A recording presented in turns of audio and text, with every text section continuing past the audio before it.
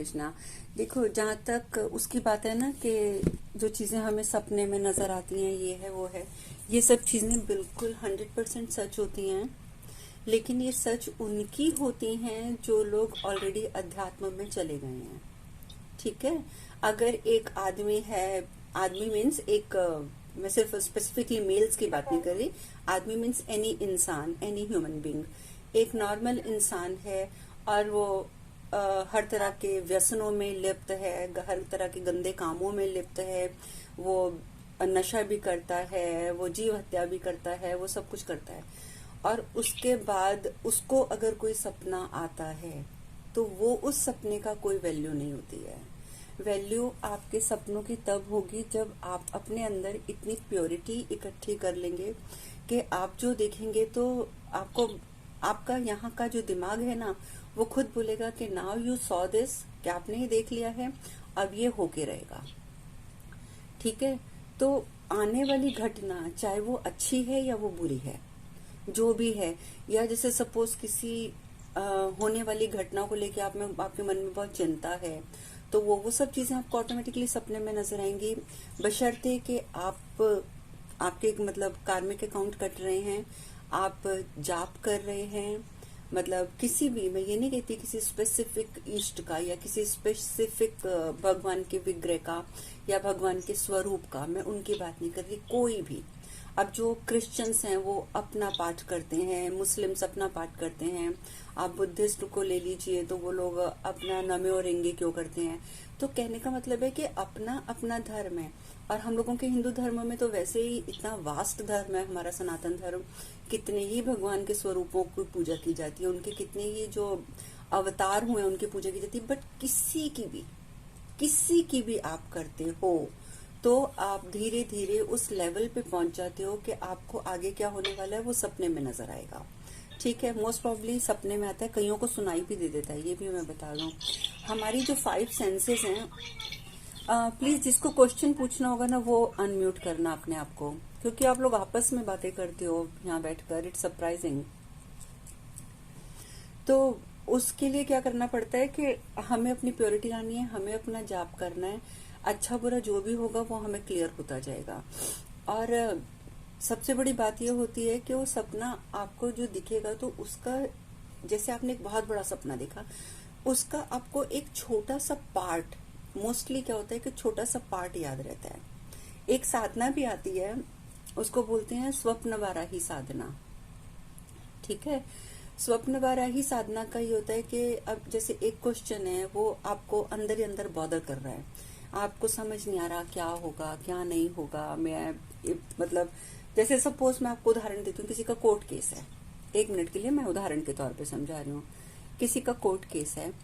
अब क्या होता है कि कोर्ट केस में अब वो बेचारा बंदा परेशान है, उसको ये समझ नहीं आ रहा कि ये केस मेरी फेवर में जाएगा या मेरे अगेंस्ट जाएगा। वो बहुत परेशान है इस चीज को लेके। उसे पता है कि जो भी फैसला होना है वो तो होना ही होना है, ठीक है, वो तो जज ने करना ही करना है, पर फिर भी एक मन में एक वो रहती है ना कि क्या होगा, मेरी फेवर में होगा या नहीं होगा। तो जब हम इस तरीके की साधनाएं करते हैं, ठीक है, बेसिकली साधनाएं इस जैसे स्वप्न वराह की साधना की बात कर ली, या आप जाप करते हैं, या जिन्होंने शिव जी का जाप किया है उनके लिए भी मैं बता रही हूँ, उनको भी स्वप्न में सब चीजें नजर आती हैं। तो अब कोर्ट केस में क्या होने वाला है आपके अंदर चल रहा है, आप वो बात किसी से डिस्कस भी बेशक नहीं कर रहे हो, लेकिन आपके अंदर तो अंतर्द्वंद चल रहा है ना, क्या होगा, मैं जीतूंगी, मैं हारूंगी, ये वो। तो आप जब सोएंगे तो उस समय आपको खुद ही कुछ ना कुछ ऐसा नजर आ जाएगा कि आपका जो केस चल रहा है अब आगे ये होने वाला है, आपने हारना है या जीतना है। तो साधनाएं तो बहुत हैं, लेकिन ये साधनाएं असर तब दिखाती हैं जब हम लोग पूर्ण श्रद्धा के साथ करते हैं। अब ये अभी मैंने एक लड़के को अभी मैसेज दिया है, मेरी कल की वीडियो में उसकी मैंने वीडियो भी डाली है। वो बच्चा मतलब उसका जो ऑक्सीजन लेवल था 50 पहुंच गया था, बिल्कुल डाउन, और वो धीरे धीरे डाउन जा रहा था कि उसके घर वाले इतने वो थे कि ये सरवाइव नहीं करेगा, इतने परेशान हो गए थे। यहाँ तक कि उसकी मदर का तो रो रो के फोन आया था कि रात निकलनी मुश्किल है, कहीं सिलेंडर नहीं मिल रहा, कहीं पे किसी हॉस्पिटल में बेड नहीं है, दिल्ली में है, तो हम क्या करेंगे।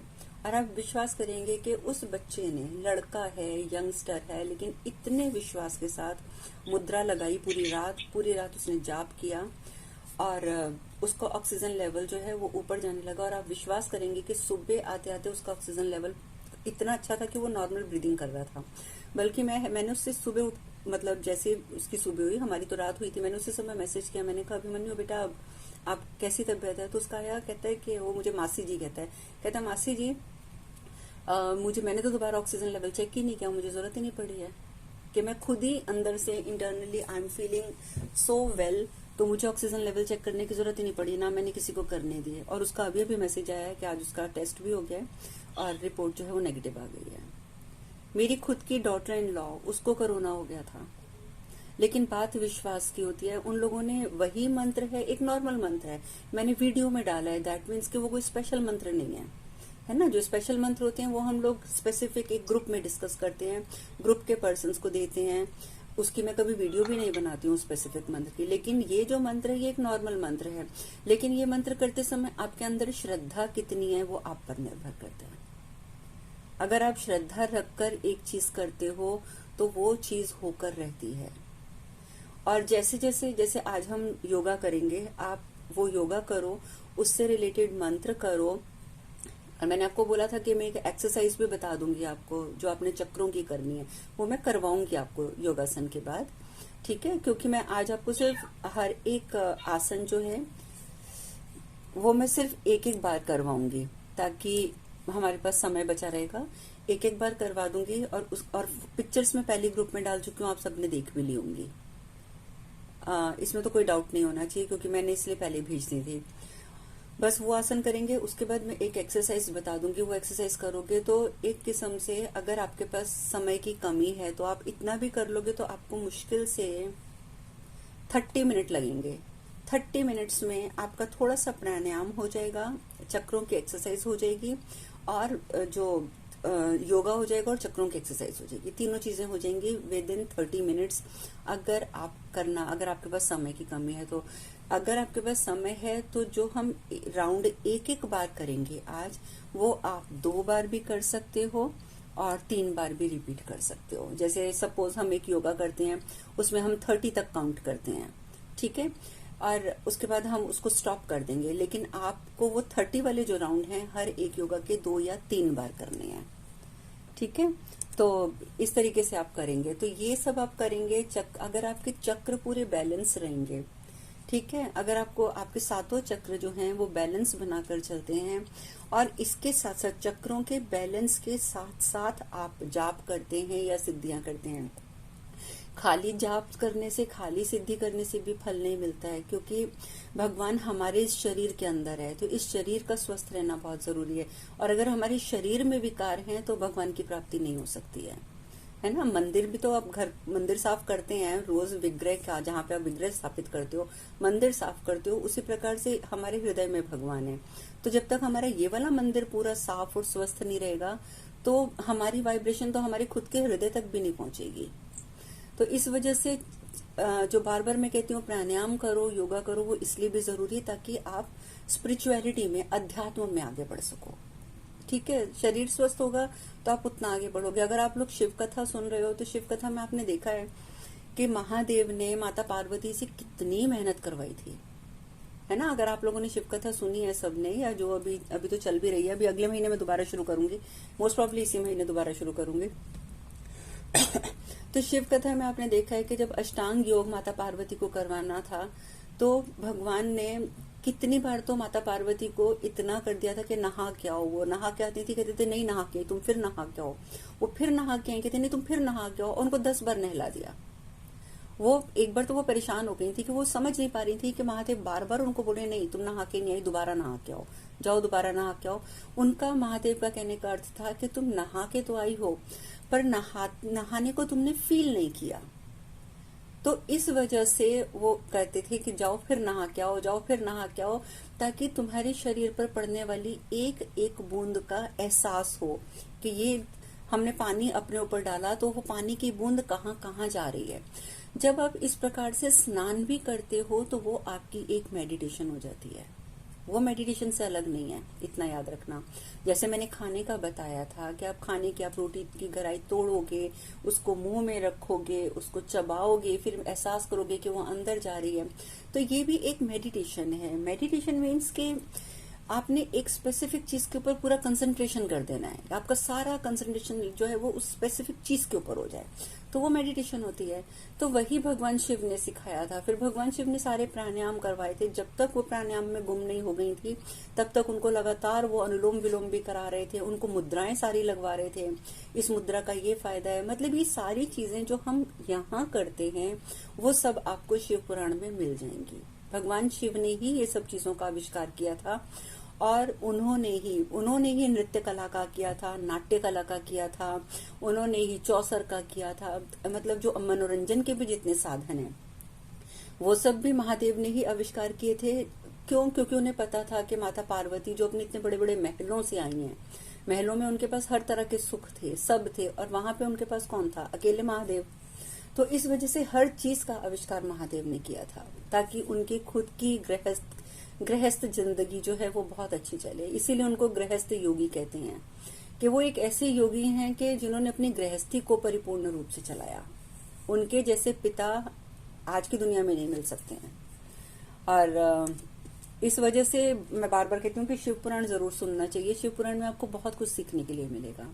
तो ये जितने भी योगासन हैं, प्राणायाम हैं, प्रत्याहार है, यम नियम है, ये सब चीजें पूरे 8 के 8 जो अष्टांग योग की सारी डिस्क्रिप्शन आपको शिव पुराण में मिल जाएगी। अब हम लोग आज कलयुग के निवासी हैं, हम लोग अष्टांग योग पूरा नहीं कर सकते हैं। हम लोग ना तो हठ योग कर सकते हैं, मतलब बहुत सारी उसमें चीजें हैं जो हम नहीं कर सकते, पर जो स्टार्टिंग के 3-4 चीजें होती हैं एटलीस्ट वो कर लें, या उसमें से अपनी इच्छा से हम देख लें कि हमारा शरीर क्या अडॉप्ट कर सकता है, हमारे शरीर को क्या स्वीकृति हमें दे सकता है कि हाँ तुम ये करोगे तो तुम्हें कोई प्रॉब्लम नहीं होगी, तुम बिल्कुल ठीक रहोगे। उस हिसाब से आप चीजें चुन सकते हो। लेकिन उस अष्टांग योग में से कुछ चीजें तो आपको करनी पड़ेंगी, वो करोगे, उसके साथ साथ सिद्धियां करोगे, उसके साथ साथ मंत्र जाप करोगे, तो आपको पता चलेगा कि आपका जो इंटेलेक्चुअल लेवल है वो कहाँ से कहाँ पहुंच गया है। आपको खुद एक एक बात का उत्तर मिलेगा।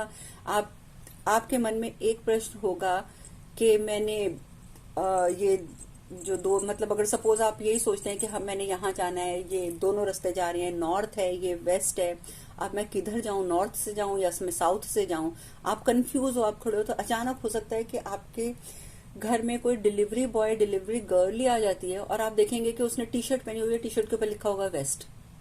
तो आपको तुरंत आपका आंसर मिल गया कि आपके पास अगर 2 ईस्ट और वेस्ट 2 हैं, या नॉर्थ और साउथ 2 हैं, जो भी आप चुन रहे थे उसमें से एक ये थी, देन गो टू देयर। तो वो आपको ये नहीं है जरूरी कि आपके दिमाग में अभी कुछ चल रहा है और अब आपको इंतजार करना पड़ेगा कि अरे मैं सोऊंगी, सोने के बाद सपना आएगा तब मुझे क्लियर होगा। नहीं, ऐसा कुछ नहीं होता है।